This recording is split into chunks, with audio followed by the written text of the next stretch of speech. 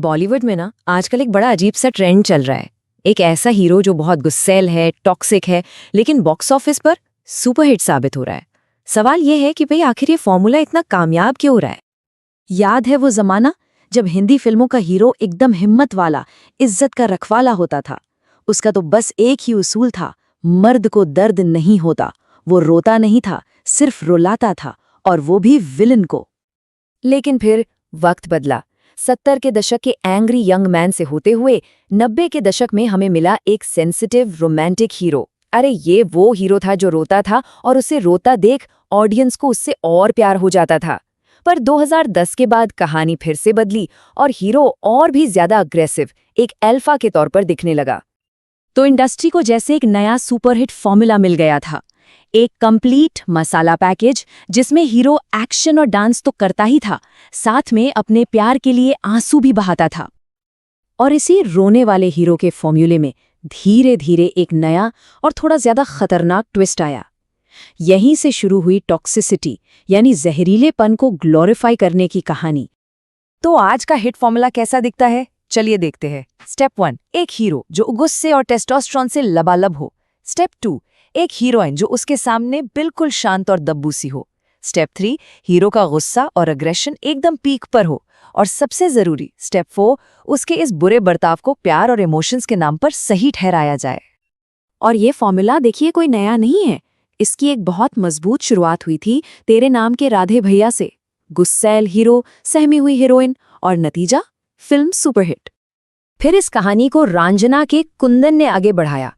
वो जुनूनी तो था, पर उसका प्यार एक स्टॉकर के जुनून जैसा था, जिसमें सीधी सीधी आक्रामकता की थोड़ी कमी थी। तो सोचा गया चलो फॉर्मूले को और इम्प्रूव करते हैं, और फिर बना कबीर सिंह। अब तो मतलब बवाली हो गया। लड़का हाई ऑन टेस्टोस्टेरोन, लड़की शांत, और फिल्म ब्लॉकबस्टर।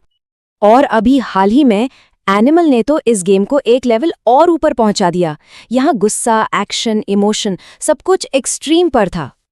तो सवाल ये उठता है कि इन किरदारों में ऐसा है क्या जो दर्शकों को इतना खींचता है?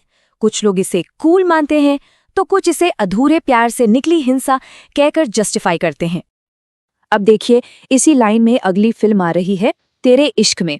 इसके ट्रेलर में एक सीन है जहां हीरो हीरोइन के घर आकर सबके सामने उसके चेहरे पर गंगा जल फेंकता है। देखने में ये एक बहुत ही ड्रामेटिक सीन लगता है ना? लेकिन एक मिनट रुकिए, क्या आपको पता है असल दुनिया में ठीक इसी तरह से लड़कियों पर एसिड अटैक होते हैं जब कोई लड़का प्यार में रिजेक्शन बर्दाश्त नहीं कर पाता। सुप्रीम कोर्ट की रूलिंग के बावजूद आज भी भारत में हर साल एसिड अटैक के लगभग 200 मामले सामने आते हैं। जिन लोगों को फिल्म का वो सीन देखकर गूज़बम्स आ रहे हैं, उन्हें ये आंकड़ा सुनकर क्या महसूस हो रहा है? अब हाँ, कई लोग कहेंगे कि यार ये तो सिर्फ एक फिल्म है, इसे एंजॉय क्यों नहीं कर सकते? बात फिल्म की नहीं, फिल्म के ट्रीटमेंट की है। ट्रीटमेंट मतलब वो तरीका जिससे फिल्म मेकर्स म्यूजिक, कैमरा और डायलॉग्स का इस्तेमाल करके हमारे अंदर इमोशंस जगाते हैं। इसको ना ऐसी समझिए, जब गैंग्स ऑफ वासीपुर में हिंसा देखते हैं तो वो हमें चौंका देती है, सोचने पर मजबूर करती है। लेकिन जब एनिमल में हिंसा देखते हैं तो उसे एक फैंटेसी राइड की तरह पेश किया जाता है, उसे कूल और स्टाइलिश बनाकर दिखाया जाता है। यही है ट्रीटमेंट का फर्क। और यहीं पर सबसे जरूरी चीज आती है, कॉन्टेक्स्ट, यानी कि संदर्भ। इन फिल्मों का बचाव करने के लिए अक्सर हॉलीवुड की जोकर जैसी फिल्मों का उदाहरण दिया जाता है। तो चलिए जरा संदर्भ को ही समझते हैं। देखिए, जोकर एक विलन की कहानी है। वो बताती है कि समाज और हालात कैसे एक आम इंसान को तोड़कर विलन बना सकते हैं। फिल्म हमसे उसके दर्द को समझने को कहती है, उसे अपनाने को नहीं। वहीं दूसरी तरफ कबीर सिंह या एनिमल का हीरो एक अमीर बिगड़ा हुआ लड़का है और उसके हर गलत काम को जुनूनी प्यार या मर्दानगी के नाम पर सही ठहराया जाता है। तो फर्क बिल्कुल साफ है। जोकर एक विलन के बनने की कहानी है, एक वार्निंग है, जबकि कबीर सिंह और एनिमल जैसे किरदार हीरो के तौर पे पेश किए जाते हैं, जिन्हें एक रोल मॉडल माना जा सकता है।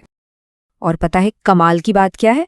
जहां हिंदी फिल्म इंडस्ट्री टॉक्सिसिटी को रोमांटिसाइज करने में लगी है, वहीं दूसरी इंडस्ट्रीज एक बिल्कुल अलग नजरिया पेश कर रही हैं। जैसे रश्मिका मंदाना की आने वाली तेलुगु फिल्म द गर्लफ्रेंड एक टॉक्सिक रिश्ते की कहानी को लड़की के नजरिए से दिखाने का वादा करती हैं। इसी तरह उर्दू ड्रामा पामाल एक पजेसिव पति के हाथों पत्नी की तकलीफों को बिना ग्लोरीफाई किए सामने रखता है। ये फिल्में दिखाती हैं कि टॉक्सिसिटी को एक्सप्लोर किया जा सकता है, उसे हीरोइक बनाने की कोई ज़रूरत नहीं है। देखिए, ऐसा नहीं है कि फिल्मों में प्रॉब्लमैटिक बिहेवियर आज ही दिखाया जा रहा है। 60 के दशक में भी हीरो हीरोइन का पीछा करते थे, लेकिन वो गानों के जरिए बड़े पोएटिक अंदाज में होता था। आज का हीरो सीधे सीधे धमकाकर वही काम कर रहा है। फर्क सिर्फ इतना है कि तरीका बदल गया है, सोच नहीं। अब जाकर समझ आता है कि थप्पड़ से डर नहीं लगता साहब, प्यार से डर लगता है का असली मतलब क्या था। शायद ऐसे ही टॉक्सिक प्यार से सबको डर लगना चाहिए। तो हमने देखा कि कैसी मर्द को दर्द नहीं होता से शुरू हुआ सफर एनिमल जैसी फिल्मों तक पहुंच गया है, जहां टॉक्सिसिटी को स्टाइल और इमोशन के पर्दे में लपेटकर बेचा जा रहा है। फिल्में हमें बताती हैं कि ये एक हीरो है, एक रोल मॉडल है। तो सवाल ये नहीं है कि फिल्में क्या दिखा रही हैं, असली सवाल तो ये है कि हर दौर के युवा इस कहानी को इतनी आसानी से खरीद क्यों रहे हैं। इसका जवाब शायद हमें सिनेमा के पर्दे से बाहर अपने समाज में खोजना होगा।